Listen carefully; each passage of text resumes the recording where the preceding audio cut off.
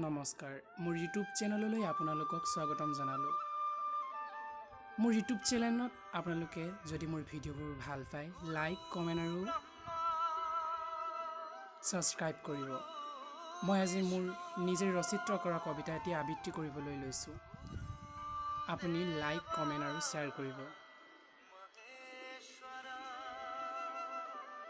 মহাপুৰুষ দুজনা শংকৰ তুমি সৰ্বজ্ঞানী, শংকৰ তুমি দিলা এই জগতক বৈষ্ণৱ ধৰ্ম। ঠায়ে ঠায়ে পাতিলা নামঘৰ, মাধৱ তুমি দিলা নামঘোষা, বিলালা ঈশ্বৰৰ বাণী কৃষ্ণ কৃষ্ণ।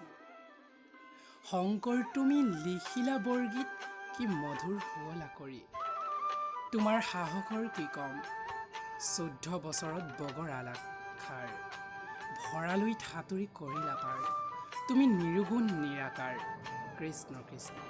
শংকৰ দিলা মধুৰ বচন,